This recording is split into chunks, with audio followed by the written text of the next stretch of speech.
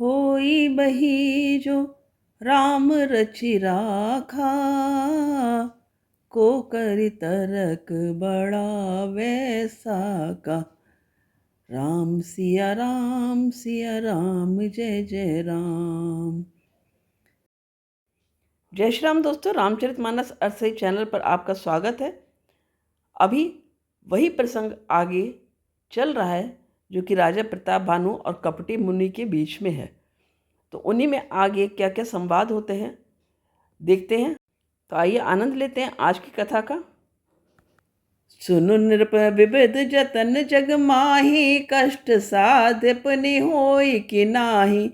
अहि एक अति सुगम उपाय, तहाँ परंतु एक कठिनाई।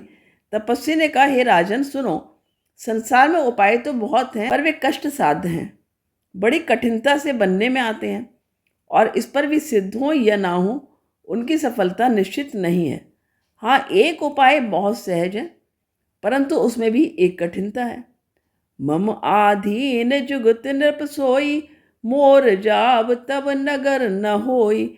आज लगे अरु जब ते भयऊं, काहू के ग्रह ग्राम न गयऊं। हे राजन, वह युक्ति तो मेरे हाथ है, पर मेरा जाना तुम्हारे नगर में हो नहीं सकता। जब से पैदा हुआ हूं तब से आज तक मैं किसी के घर अथवा गांव नहीं गया। जो न जाऊं तब होई अकाजू, बना आई असमंजस आजू। सुनी महिष बोले मृदुबानी, नाथ निगम असि नीति बखानी। परंतु यदि नहीं जाता हूं तो तुम्हारा काम बिगड़ता है। आज ये बड़ा असमंजस आ पड़ा है।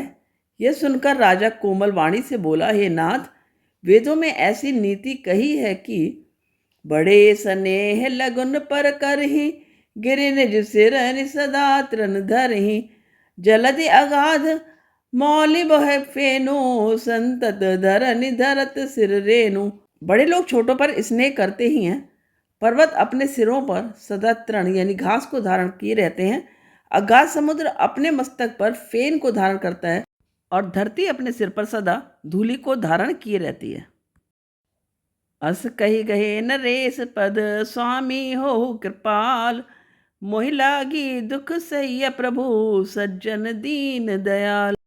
ऐसा कहकर राजा ने मुनि के चरण पकड़ लिए और कहा, हे स्वामी, कृपा कीजिए, आप संत हैं, दीन दयालु हैं, अतः हे प्रभु, मेरे लिए इतना कष्ट अवश्य सही है। जान इंद्र पै आपन आधीना, बोला तापस कपट प्रवीणा। सत्य कहो भूपति सुनु तो ही, जग नाहिन दुर्लभ कछु मोही। राजा को अपने अधीन जानकर कपट में प्रवीण तपस्वी बोला, हे राजन सुनो, मैं तुमसे सत्य कहता हूं, जगत में मुझे कुछ भी दुर्लभ नहीं है। अवश्य काज मैं करियहूँ तोरा, मन तन वचन भगत मैं मोरा। जोग जुगति तप मंत्र प्रभाव, फलई तब वहीं जब करिय दुराऊ। मैं तुम्हारा काम अवश्य करूंगा, क्योंकि तुम मन, वाणी और शरीर तीनों से मेरे भक्त हो। पर योग, युक्ति, तप और मंत्र का प्रभाव तभी फलीभूत होता है जब वे छिपाकर किए जाते हैं। जो नरेश मैं करो रसोई, तुम परुसहु मोहि जान न कोई। अन्न सुजोई जोई भोजन करई, सोई से तब आयस अनुसरई। हे नरपति, मैं यदि रसोई बनाऊं और तुम उसे परोसो और मुझे कोई जानने ना पाए, तो उस अन्न को जो जो खाएगा सो सो तुम्हारा आज्ञाकारी बन जाएगा। पुनित के गृह जे वही जो, तब बस होई भूप सुनु सो। जाई उपाय रचहु नृप एहु, संबत भरी संकल्प करेहु। यही नहीं, उन भोजन करने वालों के घर भी जो कोई भोजन करेगा, हे राजन सुनो, वह भी तुम्हारे अधीन हो जाएगा। हे राजन, जाकर यही उपाय करो और वर्ष भर भोजन कराने का संकल्प कर लेना। नित नूतन द्विज सहस सत, बरेहु सहित परिवार। मैं तुमरे संकल्प लगी, दिन ही कर अभी जेवनार। नित नए 1 लाख ब्राह्मणों को कुटुंब सहित निमंत्रित करना मैं तुम्हारे संकल्प के काल अर्थात 1 वर्ष तक प्रतिदिन भोजन बना दिया करूंगा। ए विधि भूप कष्ट अति थोरे, होई ही सकल विप्र बस्तोरे, करियहि विप्र होम मख सेवा, तेहि प्रसंग सहज ही बस देवा। हे राजन, इस प्रकार बहुत ही थोड़े परिश्रम से सब ब्राह्मण तुम्हारे वश में हो जाएंगे। ब्राह्मण हवन यज्ञ और सेवा पूजा करेंगे तो उस प्रसंग संबंध से देवता भी सहज ही वश में हो जाएंगे। और एक तो ही कहाऊँ लखाओ, मैं ए वेश न आओ बकाऊ, तुमरे उपरोहित कहूँ राया, हरि आनव मैं करी निज माया। मैं एक और पहचान तुमको बताए देता हूँ कि मैं इस रूप में कभी ना आऊँगा। हे राजन, मैं अपनी माया से तुम्हारे पुरोहित को हर लाऊंगा। तपबल ते ही करी आप समाना, रखियऊँ यहाँ बरस परवाना, मैं धरिता सुबेश सुनु राजा, सब विधि तोर संवारब काजा। तप के बल से उसे अपने समान बनाकर 1 वर्ष तक यहाँ रखूंगा। और हे राजन सुनो, मैं उसका रूप बनाकर सब प्रकार से तुम्हारा काम सिद्ध करूंगा।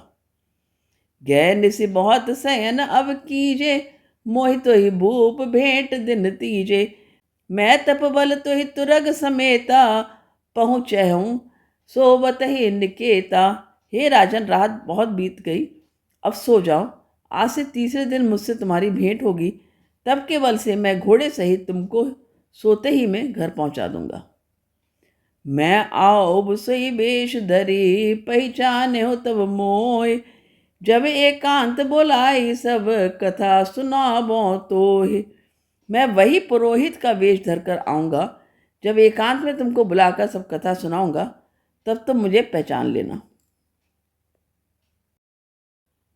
सैनिकी नृप आय सुमानी, आसन जाई बैठ छल ज्ञानी, श्रमित भूप निद्रा अति आई, सो कि विशोभ सोच अधिकाई।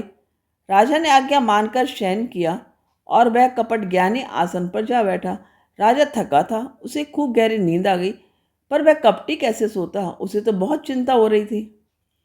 काल केतु निस चरते हैं आवा, जही सूकर हुई नृप ही भुलावा, परम मित्रता पस नृप केरा, जानई सो अति कपट घनेरा।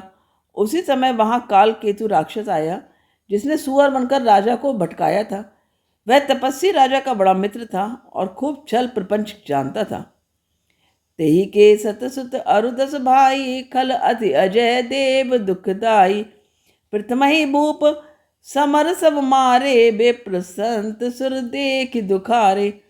उसके 100 पुत्र और 10 भाई थे, जो बड़े ही दुष्ट, किसी से न जीते जाने वाले और देवताओं को दुख देने वाले थे। ब्राह्मणों, संतों और देवताओं को दुखी देखकर राजा ने उन सबको पहले ही युद्ध में मार डाला था। तेहि कल्पा छिल बैरु सम्हारा, तापस नृप मिले मंत्र बिचारा, जहि रिपु छह सही रचिन, उपाओ भावी बस न जान कछुराओ। उस दुष्ट ने पिछला वैर याद करके तपस्वी राजा से मिलकर सलाह विचारी, यानी कि षड्यंत्र किया, और जिस प्रकार शत्रु का नाश हो वही उपाय रचा।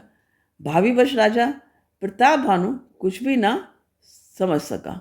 रिपु तेजसी अकेल पे, लघु करी गनी अनताहो, अजहु देत दुख रवि ससे, सिर अवशेषित राहो। तेजस्वी शत्रु अकेला भी हो तो भी उसे छोटा नहीं समझना चाहिए। जिसका सिर मात्र बचा था वह राहु आज तक सूर्य चंद्रमा को दुख देता है। तापस नृप निज सकहि निहारी, हर्ष मिले उठी भयउ सुखारी, मित्र ही कही सब कथा सुनाई, जातु धान बोला सुख पाई। तपस्वी राजा अपने मित्र को देख प्रसन्न हो उठकर मिला और सुखी हुआ। उसने मित्र को सब कथा कह सुनाई। तब राक्षस आनंदित होकर बोला, अब साध्यों रिपु सुनहु नरेसा, जो तुम कीन मोर उपदेसा, परिहरि सोच रहा तुम सोई, बिनु औषध ब्याही विधि कोई। हे राजन सुनो, जब तुमने मेरे कहने के अनुसार इतना काम कर लिया तो अब मैंने शत्रु को काबू में कर ही लिया समझो। तुम अब चिंता त्याग सो रहो। विधाता ने बिना ही दवा के रोग दूर कर दिया।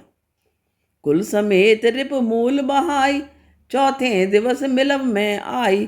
तापस नृपहि बहुत परितोषी, चला महाकपटी अति रोषी। कुल सहित शत्रु को जड़मूल से उखाड़ बहाकर आज से चौथे दिन मैं तुमसे आ मिलूंगा। इस प्रकार तपस्वी राजा को खूब दिलासा देकर वह महामायावी और अत्यंत क्रोधित राक्षस चला। भानु प्रताप ही बाज समेता, पहुँचाए छन माज निकेता। नृपहि नारी पहि शयन कराई, है गृह बांधे सी बाज बनाई। उसने प्रताप भानु राजा को घोड़े सहित क्षण भर में घर पहुंचा दिया। राजा को रानी के पास सुलाकर घोड़े को अच्छी तरह से घुड़साल में बांध दिया। राजा के उपरोहित ही हरि ले गयो बहोर, लहरा किसी गिरी खो महू, माया करे मति भोर। फिर वह राजा के पुरोहित को उठा ले गया और माया से उसकी बुद्धि को भ्रम में डालकर उसे उसने पहाड़ की खो में ला रखा। आज के पाठ का यहाँ पर विश्राम लेते हैं। कल पुनः मिलेंगे। वीडियो जरूर से देखिएगा, क्योंकि अभी यही प्रसंग राजा प्रताप भानु वाला आगे के वीडियो में मिलेगा। तो पिछला ना देखो वो भी देख लेना। जय श्री राम। धन्यवाद।